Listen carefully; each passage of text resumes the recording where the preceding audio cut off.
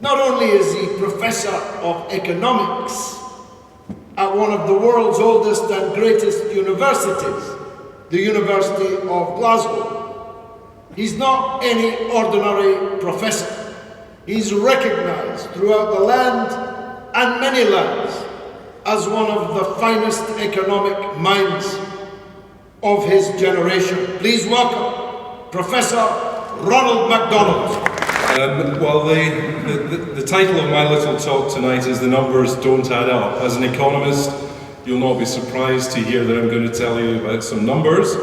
All of them are true. Most of them are taken from the Scottish Government's own statistical sources.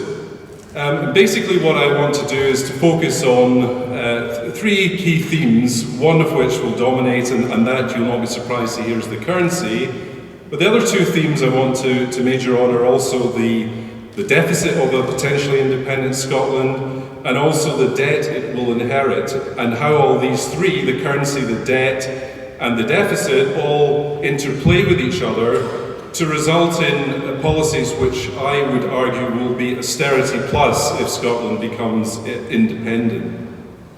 Now, a useful starting point, I think, is to think of the following scenario. If Scotland does become independent, then what it's giving up in an economic sense is the so-called risk sharing and revenue sharing that we have within a political union. So at the moment, we share our tax revenues and other revenues within the United Kingdom, but if there are also economic shocks within different parts of the United Kingdom, we share these too. We help each other out in broad terms. Now, if we become independent, we break that link. And it's interesting to think, to start with perhaps, that if Scotland were independent and we were to have a currency union, and I'm going to come back to that in a few minutes, but let's think we would have a currency union, which is Alex Salmond's Plan A. What would be happening? Well, what would be happening in independent Scotland is that we would be in control of the revenues that were available to us, and one of these, of course, is North Sea oil. Now, I'm not saying, and let me be clear up front, I'm not saying having oil is a bad thing, but what I am saying is that it raises very fundamental issues about how you control your economy. Because the price of oil is a very volatile price. As most commodity prices and assets, it's very volatile. At the moment, it's about $100. It could fall next week to $10, or it could rise. Now, in becoming independent, an independent Scotland is going to rely crucially on oil revenues to finance its budget, to finance its spending. And I think it's widely accepted now that an independent Scotland would have a fiscal deficit, that's the gap between what it spends and what it raises in taxes, of between 5 and 7%. Now that includes North Sea oil revenue. Now, Alex Salmond himself has said that he would be depending on about 6 billion of oil revenues per annum. Now, if you think about it, if you've got 6 billion at today's prices, but the price of oil falls tomorrow, if it's half what it is today, then that 6 billion is halved. So you've immediately got a problem in financing your fiscal position. Where do you get that money from? You get a bigger fiscal deficit, basically. So there's a big issue here about how you finance your fiscal position. Now, one way to do that is to borrow. But if you start to think about it, how are you going to borrow when you're inheriting £120 billion worth of debt? Now, we can come back to the issue of reneging in that debt perhaps in our questions, but an independent Scotland is going to roughly inherit 120 billions worth of debt. Now, if you do some numbers here, if you do a calculation about a repayment of that debt, say you decide to repay that over 20 years, which is, I think, is what the Scottish Government is proposing in its Fiscal Commission documents, then that would be a repayment every year of about 6 billion. If you add on to that the interest payments that you will pay on the debt that's still outstanding, like your credit card debt, that's about another 5 billion. You then add in the fiscal deficit that I've just mentioned, which is so heavily dependent on oil, and hey presto, an independent Scotland's going to have to find £15 billion per year just to service its debt. £15 billion a year. Now, the whole of the National Health Service is funded on £12 billion per year.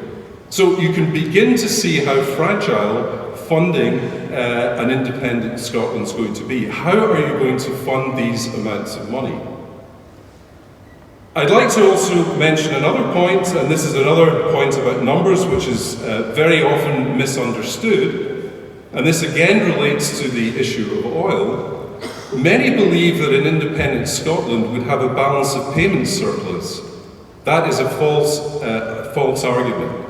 What Scotland would have, and the Scottish Government's data shows this, its preliminary figures on trade accounts shows this, it would have a small surplus on its trade account. But you've got to remember that that's not the sum of the balance of payments. The balance of payments is the sum of your trade account, including oil, but also what we call, as economists, net factor payments. It's basically the profits that are paid by firms back to their home territory. Now, given that all of the oil companies operating in the North Sea are foreign-owned, we will have a very significant negative number in these net foreign payments. And this in sum produces a current account or a balance of payments deficit of between 2 and 5%. That's another £6 billion. Now, for a newly minted Scotland, you start to ask, well, where does that £6 billion come from? I can return to that in a few moments as well. But let me turn to the issue that has become the crucial issue in the debate, and that is the issue of currency. Now, this has been sort of brought down to a ridiculous level, I think, in the discussions, certainly by the Scottish Government, and it seems to be just reduced to having the pound. It's about the pound in your pocket. We're going to keep the pound because, according to Alex Salmond, it's as much our pound as it is theirs. Well, I'm sure Adam Tomkins will have something to say about the constitutional aspects of that later, but it's much more than the currency that we hold that's at stake here. It's about the institutional mechanism that you use to run that currency, that's really the Bank of England, but also how that currency relates to other countries' currencies, and particularly your main trading competitor. Now, in adopting this Plan A, which is that you stick with sterling post-independence, you try and stick with this formal monetary union, what you're saying actually is that your currency is fixed against your main competitor. Okay, so you're actually fixing your currency against your main competitor. Now, the question is that a good idea? It's a very bad idea, and I haven't met any economists who would, independent economists who would disagree with that. The reason it's a very bad idea is that as soon as Scotland becomes independent, its competitiveness, that is the competitiveness of the goods and services that we sell to our main competitor, which Brian mentioned is the rest of the UK, over 70% of our exports go to the rest of the UK. If we're becoming more uncompetitive, then we will be losing trade with the rest of the UK. Now, there's a very, very fundamental reason why we're going to become more competitive, and that's to do with the fact that we'll have oil on our accounts, as I said earlier. And of course, I'm again not arguing that's necessarily a bad thing, but what I am arguing is that it can have some very unpleasant consequences. And one of these is the so-called Dutch disease, which some of you may have heard of. If you haven't, then feel free when you go home to Google it. It's there. There's a nice Wikipedia entry which explains this. But the long and the short of it is that a country which becomes a net exporter of any commodity suffers from this Dutch disease. And what it means is essentially as the price of the commodity goes up, all of the prices in the economy go up and all of the wages go up. And you only need to look at Norway to see this in action. Okay, if you go to Norway, you find that the economy there is very heavily dependent on the price of oil and the revenue generated from oil, and that gets spread around the economy into high wages, high prices in the service sector. Now, you may think that's a good thing, but what it leads to is uncompetitiveness. We have a very sophisticated non-oil traded sector. We have financial services, for example, which make up 15% of our net exports. They also are a very important factor in the balance of payments in that they create a lot of factor inflows into Scotland. So if we were to lose them by them becoming uncompetitive, it's going to be a big issue. Now, in terms of the government figures that we have available for trade, I've estimated that Scotland would be losing competitiveness per year of 7% per annum. 7% loss in competitiveness. Now that is a massive amount. Think about us competing with the rest of the UK, where in terms of this oil effect I mentioned, their competitiveness will not be changing in that way.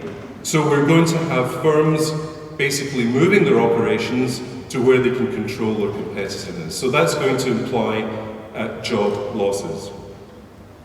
So there's this very important issue about having a currency union. It's not a good idea because you need some way of altering your competitiveness, and that's normally done by having your own currency, by having your own exchange rate. So even if a currency union could be achieved, it would be disastrous for an independent Scotland. And some of you may have heard Paul Krugman, the Nobel laureate, earlier in this week, who got his Nobel Prize for currency crisis, saying that if Scotland were to adopt the pound, it would become like Spain without the sunshine. Because the inevitable consequences of a currency union is a currency crisis. And history is replete with examples of currency crisis. That is, countries that fix their exchange rates, but their competitiveness is changing dramatically. They hold on to that fixed relationship for far too long, and then the currency is attacked by speculators. Now again, I've estimated the cost of a currency crisis to an independent Scotland would be anything between 30 billion and 100 billion pounds. That's just for Scotland. The rest of the UK would also suffer as a result of the breakup of that currency union because, of course, they would be the other party. So it's clear why politicians in the rest of the UK are not prepared to commit the rest of the UK's taxpayers' funding to such an ill-considered system. It could also potentially be much more costly than that if you had another banking crisis, which again Krugman believes would be the outcome of a currency fix in Scotland. So the formal sterling currency idea is a very bad idea, as is what we believe is the Scottish Government's Plan B, which is to hold the pound anyway. That suffers from the same problem. You're fixing your currency against another country's currency. You're taking no account of the change in your competitiveness. There's lots of other unpleasant consequences of adopting the pound anyway. We know that you wouldn't have the Bank of England standing behind our banks, so not only would the brass plates move, but the whole business would have to move south of the border. And another reason it would have to move south of the border is that, as the Governor of the Bank of England pointed out this week, you would need foreign exchange reserves of about £120 billion just to run holding the pound anyway. So although Mr. Salmon says that it's as much our pound anyway and we can hold the pound anyway, he ain't giving you any idea where he's going to get £120 billion from to run such a system. So the numbers here are really scary. The only sensible option with respect to currency is to have your own currency. That, though, does not come without cost. For one thing, and this is something I raised in a paper that was published during the week, if you're interested in some of these issues, if you go to Policy Scotland's website and Glasgow University's website, you'll see a much further discussion of a lot of the issues I've had here. But if you were to have your own currency, it would be the best option. It's the only option that financial markets will find credible. But even with this option, you're going to have to, A, find a substantial amount of foreign exchange reserves. You're going to have to find between 40 and 50 billion pounds of foreign exchange reserves.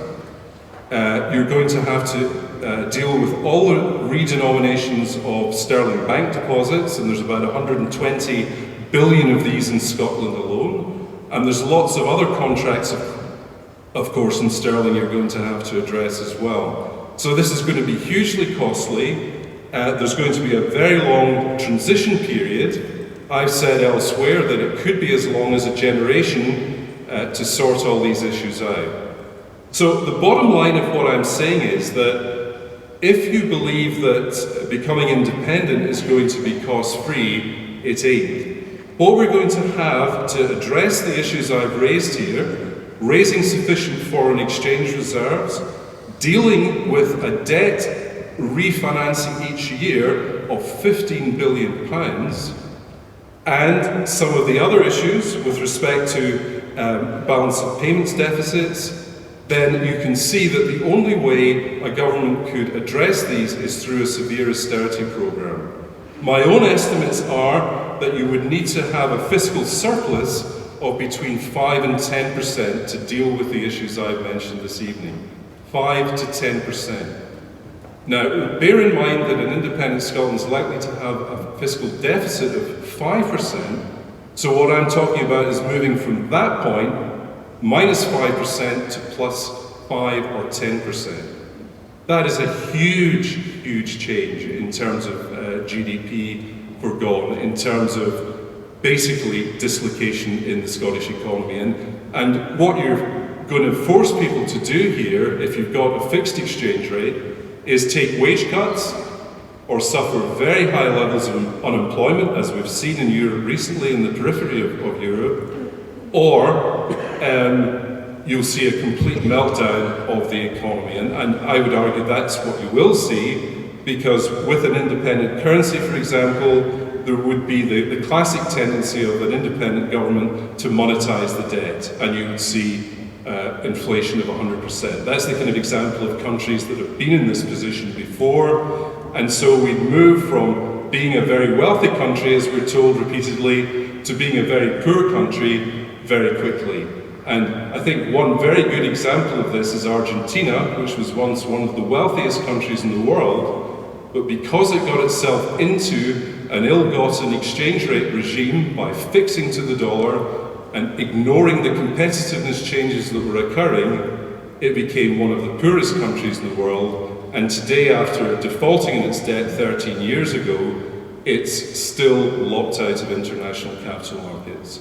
So, in sum, what I'm saying, and these numbers are indeed scary, I do not believe I'm scaremongering, but what these scary numbers tell us is that what we're facing if we vote for independence is austerity max, austerity plus plus. That is the economic reality. There is no other way to look at this, because these are the numbers, and most of these numbers are extracted from Scottish government sources. Thank you.